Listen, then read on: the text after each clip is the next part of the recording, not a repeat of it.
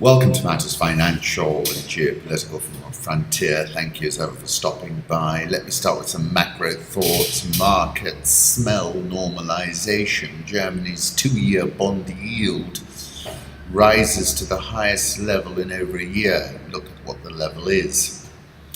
Draghi-inspired bond sell-off continues. 10-year German Bund yields jump to almost 0.4%. And this is going to support the euro in particular and the dollar against the yen.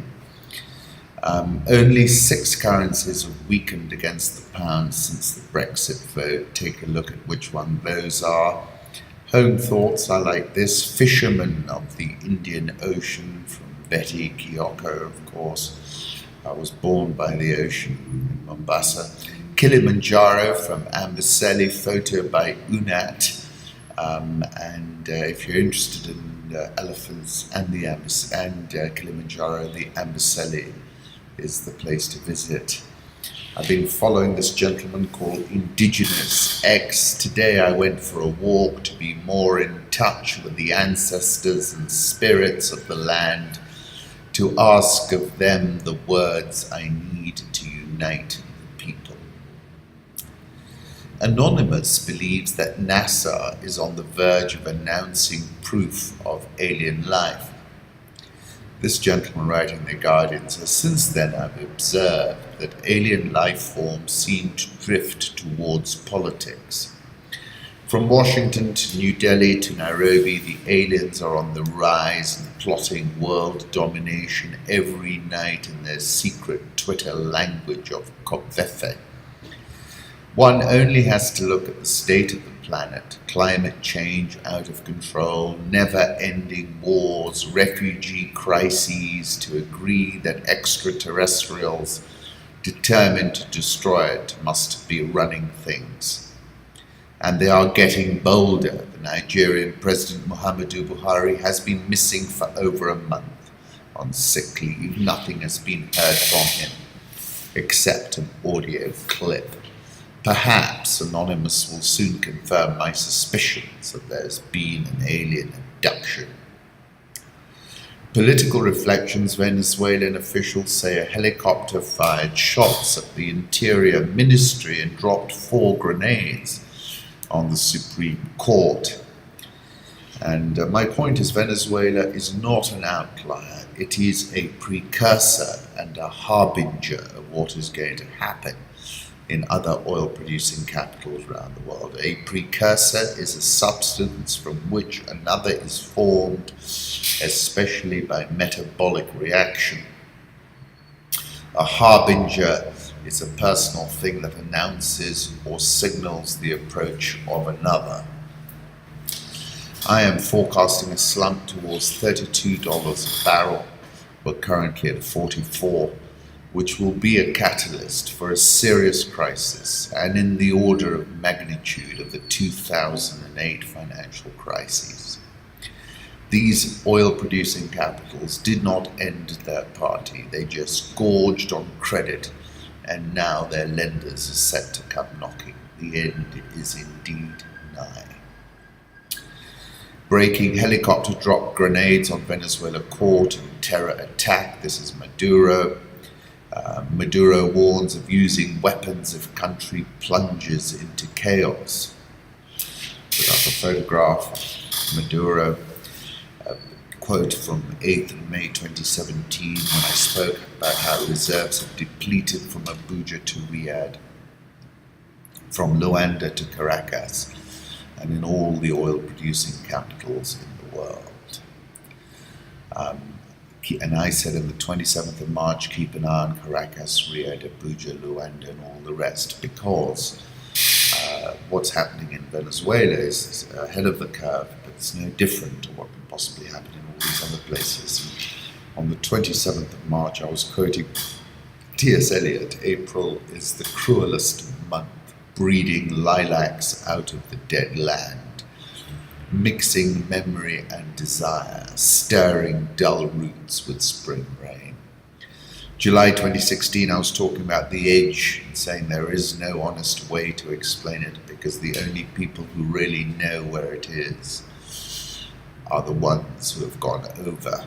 As policymakers from Luanda to Abuja were praying for a Hail Mary pass and a recovery in the commodity price structure, many folks had the 2008-2009 V-shaped recovery in mind. And then in 2015, I said the end is nigh. And I quoted Kapuciski, who said, if the crowd disperses, does not reassemble, we say the revolution is over. And I said the revolution is only just beginning, and indeed Caracas is a precursor or a harbinger. This was not a chemicals weapons strike, a senior advisor to the US intelligence community told Seymour Hersh. That's a fairy tale. US image plummets under the Trump administration, according to a new Pew survey.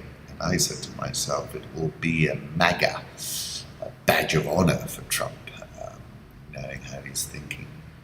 It's like telenovela, prodigal son reunion hug. Saudi Arabia says Qatar demands are non-negotiable. And on the 27th of June, I said KSA, that's the Kingdom of Saudi Arabia, decapitated its crown prince and appointed a 31-year-old MBS, who is surely plotting an incision into Doha and a regime change. And my point is, the chances of a regime change are inversely correlated to the price of oil. The lower price, the price falls. The more attractive $335 billion of reserves in Qatar is going to look to MBS, who allegedly, while on holiday, liked a yacht, cut a check for $550 million on the spot and threw the owner overboard. Holger's tweeting, Macron lights a fuse on mother of all reforms to renew France. And again, I was talking about this, saying the one sick man of Europe has got its mojo back with the wizardry of French President Emmanuel Macron changing the European narrative. Mario Draghi, and I remember writing about him in September 2012, and look, we're now in 2017. And I said in September 2012, what Draghi has done is remove the tail risk from the euro area. Last year, Ben Bernanke was asked why people hold gold, and he said as protection against what we call tail risks. Really, really bad outcomes.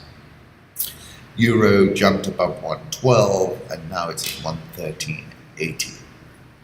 So currency markets, euro, huge surge, 113.80. Dollar index, big slump, 96.33. Japanese yen, 112.12. Swissy, 0.9597. The pound, 128.25. The Australian dollar, 0.7593. Indian rupee, 64.545. South Korean won, 11.44. The Real, 331.26. Egyptian pound, 18.1267. And the Rand is at 13, the figure. Dollar index, I'll put up a 1-year chart, and it looks to me like we're going to go back to 93.50 before we get a meaningful bounce going. Euro dollar, take a look at this big spike, 113.80, 114.50 was my target, it remains my target. Oops, I did it again. Gold jump sees talk of fat fingers return. It's now trading at 12.50. Of course, that was a sharp slump on Monday, and then a little bit of a rebound. WTI crude oil, $43.95 last. Futures lost as much as 1.3% in New York after climbing 4% in the previous 4 sessions. As I said on the 27th of June and on numerous times beforehand, I'm forecasting a slump towards $32 a barrel, which will be a catalyst for a serious crisis and in the order of magnitude of the 2008 financial crisis. These folks, i.e. the oil producers, did not end their party. They just gorged on credit, and now their lenders are set to come knocking. The end is indeed nigh. How Hawaiian street food took over takeout looks pretty attractive, doesn't it? Interesting piece by Chatham House, checkpoints and vulnerabilities in the global food trade. Global food security is underpinned by trade in a few crops and fertilizers. Just 3 crops, maize, wheat and rice, account for around 60% of global food energy intake. A 4th crop, soybean, is the world's largest source of animal protein feed, accounting for 65% of global protein feed supply. Each year, the world's transport system moves enough maize, wheat, rice, and soybean to feed approximately 2.8 billion people. Meanwhile, the 180 million tons of fertilizers applied to farmland annually play a vital role in helping us grow enough wheat, rice, and maize to sustain our expanding populations. Most important inland and coastal choke points lie in the US, Brazil, and the Black Sea, which account for 53% of global exports of wheat, rice, maize, and soybean. I like this approach. Touchdown Manila is a tweet from David Inglis. Sub-Saharan Africa, Congo just hiked its key interest rate by 4% to 20% to try and stabilize its tanking franc. The Congolese franc has lost half of its value against the dollar over the past year due to low tax revenues from foreign investors and high government deficits. In the aim of confronting the rising exchange rate trend of the Congolese franc and reducing the pace of interior price increases, the Central Bank of Congo has just once more tightened its monetary policy, the statement said. Take a look at this from Joe Bavier, which is an image of the slumping Congolese franc. Eye on Africa, DR Congo authorities find 10 more mass graves in Kasai. It's totally out of control. And, President Kabila still sits in the cockpit, but all around him, it's falling apart. Zimbabwean activist pastor charged over illegal protest.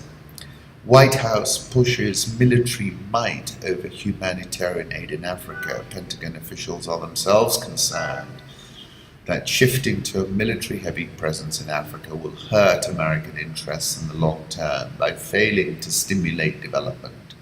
An absence of schools and jobs, they say, creates more openings for militant groups. We have statements out of Washington about significant reductions in foreign aid. General Griffin Feary, the commander of the Malawi Defense Forces, said in an interview during the African Land Forces Summit. The White House has yet to nominate someone for the post of Assistant Secretary of State for African Affairs. General Carter Ham, a former commander of Africa Command, said in an interview that cuts in foreign aid would lead to the need for more increases in military spending. Insecurity in Africa adversely affects the United States stems, in my view, from loss of hope. I think he's got a very valid point. Ignacio Mangani tweeted Namibia from the space station. Africa is facing a shortfall of 50 million jobs by 2040. This is the Tony Blair Institute massive unemployment crisis by 2040 with catastrophic consequences for the global economy, new research has found. Report predicted a shortfall of 50 million jobs, which would serve as a wake-up call for governments across much of the continent.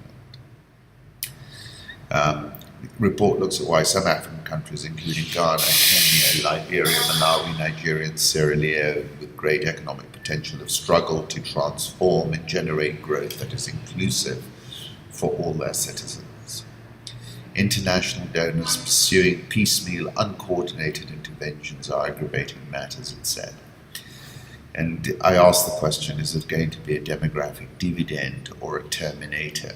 Remember in November 2014 I was writing about the termination of beautiful Blaise Compaoré. And I said what's clear is that a very young, very informed and very connected African youth demographic, many characterize this as a demographic dividend, which for beautiful Blaise turned into a demographic terminator, is set to alter the existing equilibrium between the rulers and the ruled, and a rebalancing has begun. South Africa's Treasury talks with banks to roll over South African Airways debt. South African all share up 1.54% year to date. Dollar versus rand 13 in the figure. Egyptian pound 18.1267, bit of a buy actually. Benedicta Crooks embeds with the normal folks of Maiduguri, Nigeria, living with the Boko Haram threat. This is in Le Monde, France. Pretty interesting. Nigerian all shares up 19.53%, but it's slumped 2,253 points since June 20. I think the oil price suddenly went front and center. Ghana Stock Exchange Composite Index is up 15.32% year to date. Interesting article about why Naspers may revitalize its video entertainment unit. Naspers may spend about R1 billion rand bolstering its video entertainment division, as it warns it may take a while for the unit's struggling sub-Saharan African operations to return to profitability. Business is under MultiChoice's pay TV platform managed to record modest growth in subscribers in the year to March, thanks to the change in pricing and discontinuation of non-performing content, but currency weakness negated a similar improvement in financial performance. Business recorded a trading loss of $358 million. Liquidity was a big problem. Nigeria, Angola, Mozambique. At the end of March, Naspers had $289 million trapped in Nigeria, Angola, and Mozambique, but it has managed to extract the bulk of the money by the end of May. Let's come to Kenya. If you would care to participate in a conference that we are co-hosting, Rich Management is co-hosting with Moody's, have a look at this link. It's on July 5. Please get in touch with us. The shilling, I said, may be the world's most stable currency today. In my weekend article, it's really got good alpha. Nairobi all share up 16.66% year to date, closed at fresh 23-month highs. It's up 22.715% in 2017. This is a record closing high reached on the 12th and on the 16th of this month and yesterday. Fitch has affirmed Stanbic Kenya's long-term issuer default rating at BB- with a negative outlook. Stanbic is up 4.96% year to date. Crown Burgess is up 70.238% year to date, rallied 9.16% yesterday. They announced on the 22nd of June that they were looking to receive permission to buy back up to 15% of its shares, and this has surely had the collateral benefit of underpinning the price. Crown Burgess up 70.23%, trades on a trading P of 38, which makes share buyback not a sensible option. NSE 20 is up 13.5% this year, but traded lower yesterday. Rusty Case tweeted a photograph of Lake Elmantita. It's fantastic. And the Star's reporting that the ex-Chase Bank chairman Zafarullah Khan has been arrested in Nairobi. I'll tell you a story about Zafarullah another time, but his uncle, who wasn't his father, was my grandfather's best friend. He was known as Simba Thatu, because whenever the lions roamed in Mombasa, they'd go and call him to come and sort it out. On that note, I wish to say thank you, as ever, for stopping by.